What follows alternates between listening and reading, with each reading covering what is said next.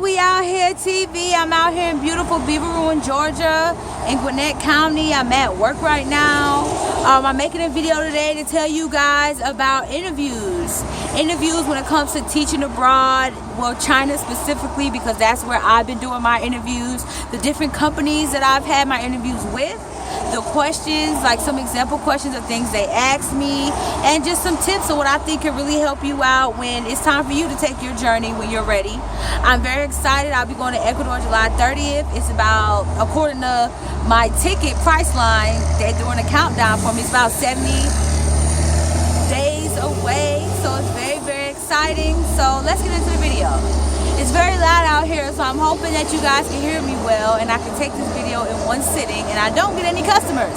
That'll be great. So first, I'll start off with English First, which is a company that is known, very well known worldwide for bringing English teachers to foreign countries and teaching them how to speak English. It is called English First. I did my interview and I was placed in Beijing. Beijing, as you know, is very populated. I'm not too sure if I'm going to take it or not because of the pollution and the cost of living is higher.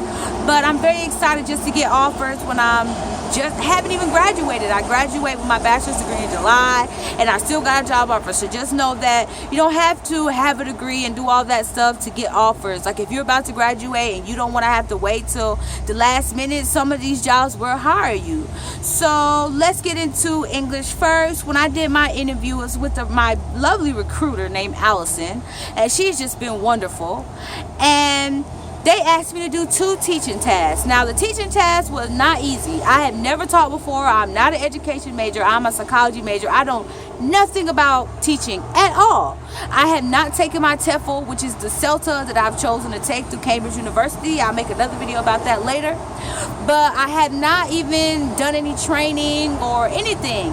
And I was asked to do 2 teaching tasks, and I still got the job. So just know that you don't have to have no experience, and you can still make it. So I got 2 teaching tasks, and what I did was I went on WeChat. Now, if you don't have WeChat, get WeChat. WeChat is the best thing to have if you plan on coming to China and you want to know about what you're getting yourself into, where to work, where not to work, where to live, where not to live, how much is it going to cost you, should you get vaccinations, what vaccinations to get, just want to chop it up and make friends and talk about your day or whatever. It's like a Facebook, Instagram, Skype, all wrapped into one. Twitter, all that wrapped into one. It's called WeChat. So if you plan to come to China, definitely download it. So I went into the WeChat groups and I asked them, hey, I got a assignment and I need help. I don't know what to do. If you don't know what to do and you get an assignment, don't not take that job. Don't just go in there and wing it and make up something. Have your stuff together. Just go out there and ask someone. There's plenty of people who are doing this now who are willing to help you. And what I did was I went in the group and I forwarded my task that I got sent, and I was able to get help and I aced it. I had to answer some questions. I had to, it was like little things or whatever. Now, if you're having to do a demo, I did an interview last night with a school in Beijing called Better English Education. They have 11 branches throughout Beijing, in the rural areas of Beijing, and I did an interview last night, and I had to do a 10-minute demo, meaning the person interviewing me is the student and I am the teacher. So I had to do a 10-minute demo of me like singing songs and jumping up and down, and the interviewer was 5 years old, so I had to make it interesting. Now, I didn't just go in here and wing it and sing some ABCs 1 2 3s. No, I went on YouTube. I put in ESL demo classes, and there you go. There's plenty of videos that people have made from their actual class, or just doing what I'm doing and just telling you what to do. And I just watched a few of those and I got it down pat. I took some of the songs out of that, made it into my own, tweaked it a little bit, and I don't even know if I got the job or not, but it was a great experience just to see what is it like for me to really do this. Like the songs I gotta sing, kind of bringing myself in a different headspace to do something like that, because as an adult, I'm 27 years old, I'm not just walking around jumping up and down singing songs and stuff. So it was a very good experience to see what would I have to do. And if you get a demo or a teaching task, go and ask someone for help if you don't know. reached out to some friends. I forwarded over the questions I was going to be asked, and they answered them for me with no problem. They told me what it meant. It was not easy. The teaching task from English First is not easy. It asked me some questions. I had no idea. Uncountable nouns. What is uncountable nouns? Have you guys ever heard of uncountable nouns? I've been in America my whole life. I speak English. I've never heard of that. Now, maybe you're good at grammar. Maybe you're an English major. Maybe you're an education major. Maybe you're an ESL major, and you know about these things. But the average person does not know what an uncountable noun is. It doesn't even make sense. Count uncountable nouns. Like, what? Contradiction. But I did it anyway, and I asked for help, and I got the job. My second interview was with Kids Castle in Shanghai. They have a lot of branches. They're also big like English First, not as big, but they're also pretty big and well respected and well known. And I didn't have to do any teaching tasks, but I got asked some hard questions, like if I was put in a difficult task at school and a child wouldn't stop crying, what would I do? I also got asked that in my interview last night with Better English, so I think that's a question that they like to ask for if you're dealing with a difficult child who won't stop talking or a child who won't stop crying. What would you do? Why do you want to be a teacher? Why do you love kids? Why did you pick China? Why do you want to come to China? What difficulties did you see yourself facing? What adversities do you see yourself facing?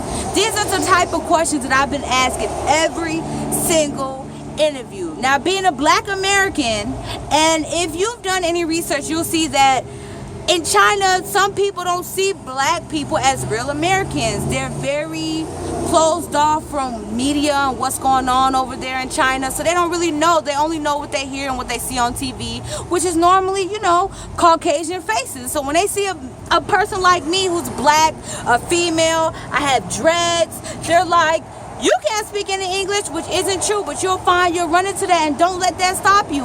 The very first interview I had, I was told I was not American enough.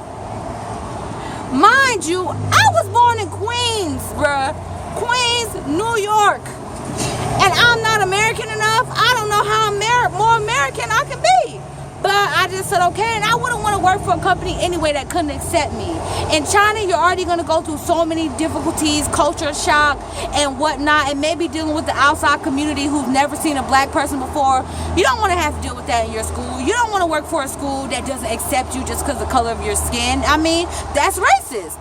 So they don't call it being racist, but in America, that's racist. But anyway, you guys, we out here TV. I'm out here in beautiful Beaver Ruin, and I just wanted to give y'all an update of what's going on with me. I'm doing interviews like crazy, like every day. I'm just applying. I have so many recruiters, I'm on so many websites. If you don't have WeChat, get WeChat. If you need some groups to get added into on WeChat, hit me up. I'll add you. They got Black America groups, Black in China groups, just regular Chinese groups. They got job groups. They got all type of groups for people who are really there right now, or people who are about to be there like me, and you can ask questions. I made some friends in Texas who are still here, Tennessee who are still here, or who are leaving in August or leaving in July.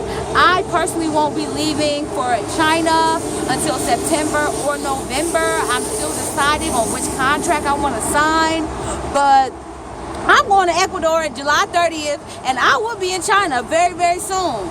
So just know to get ready, be prepared. You need immunizations, you need a medical check, you need money. So if you plan to do something like this, don't just think you're going to get a job and go to another country and that's just going to be it, and they're going to love you because you're American and you speak English. That's not the case. It's a very, very vigorous job market, but China's so big, it's as big as the United States, that you could get a job.